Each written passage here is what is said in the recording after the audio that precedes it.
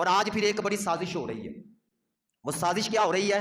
صحابہ کرام سے نفرت پیدا کرنے کا ذہن دیا جا رہا ہے. نیٹ کے اوپر، سوشل میڈیا کے اوپر صحابہ کرام کو آپس میں ایک دوسرے کے مقابلے میں کھڑا کیا جا رہا ہے.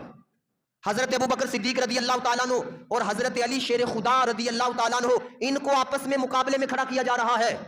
اور بھائی حضرت ابو بکر صدیق رضی اللہ تعالیٰ عنہ بھی صحابی رسول ہیں، اور حضرت علی شیر خدا رضی اللہ تعالیٰ عنہ بھی صحابی رسول ہیں. اگر کوئی اس طرح کا کسی سے سنتے ہیں تو اپنے آپ کو بچا کے رکھیں، فوراً سمجھ جائیں یہ ہمارے ایمان کا بیڑا غرق کرنے کی سازش ہو رہی ہے. نبی کریم صلی اللہ علیہ وسلم نے فرمایا تھا اپنی زندگی میں، فرمایا اے علی تیری وجہ سے 2 گروہ برباد ہو جائیں گے، 2 گروہ تباہ ہو جائیں گے، گمراہ ہو جائیں گے. کس کی وجہ سے؟ علی تیری وجہ سے.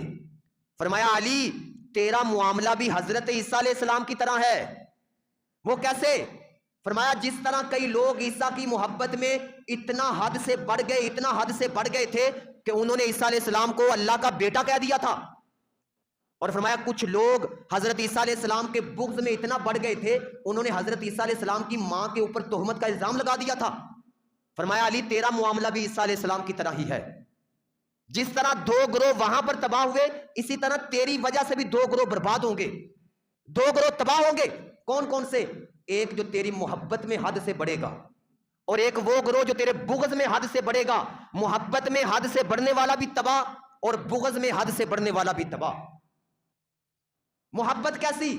حضرت علی سے محبت کرے گا، لیکن باقی جو خلفاء ہیں، حضرت عمر، حضرت ابو بکر صدیق، حضرت عثمان غنی ذو النورین رضی اللہ تعالیٰ عنہم، ان تینوں سے بغض رکھے گا، صرف علی سے محبت کرے گا، وہ بھی تباہ، وہ بھی گمراہ.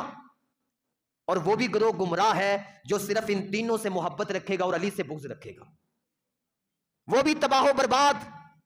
حق پر وہی ہوگا جو سب صحابہ کرام کو دل و جان سے ماننے والا ہوگا، اہل بیت پاک کو دل و جان سے ماننے والا ہوگا. اس لیے یہ بہت بڑی سازش ہو رہی ہے، بہت بڑی سازش. صحابہ کا بغض دلوں کے اندر پیدا کرنے کی کوشش کی جا رہی.